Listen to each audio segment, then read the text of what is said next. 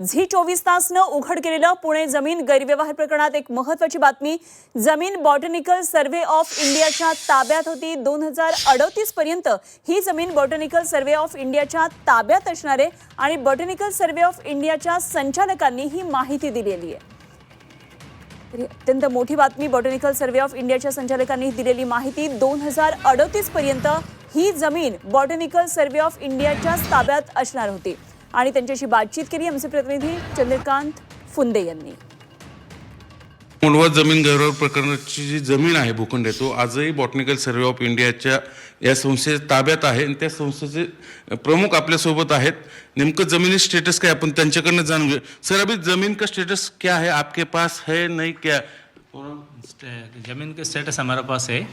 हमारे pass lease है, 2038 तक लीज है। गवर्नमेंट ऑफ महाराष्ट्र ने उन्होंने दिया हमको, वो हम यूज़ कर रहे हैं। अभी भी काम चल रहा है। नहीं, ऐसा कुछ एलिगेशन है वो लोगों का, वतनदार लोगों की जमीन का यूज नहीं हो रहा है। नहीं, इसके बारे में हमें कमेंट नहीं देने के लिए रेडी नहीं है, क्योंकि वो हमारा रिस्पॉन्सिबिलिटी हमारा कलेक्टर ऑफिस का बोलना पड़ेगा और हमारा डायरेक्टर ऑफिस का दूसरा करना पड़ेगा। दूसरा बात सर ये है कि लास्ट टाइम 16 तारीख को उधर की कुछ लोगों ने ताबा लेने की कोशिश की थी।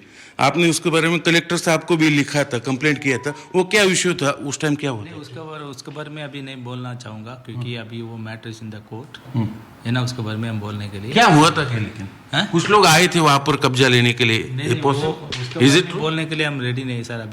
अभी हमके इंस्ट्रक्शन है, उसके बारे में कुछ बोलने के नहीं है। लीज कितने दिनों से आपके? 2038 तक हमारे पास लीज है। कब आया पूरे कब्जा, कब आया आपके पास? मेरे पास 2038 तक ही लीज है। नहीं, शुरू कब से हुआ? आपके गवर्नमेंट का लैंड है। 1959 से हमारा। कितने बार उसको एक्सटेंशन मिला? 2 बार मिला था।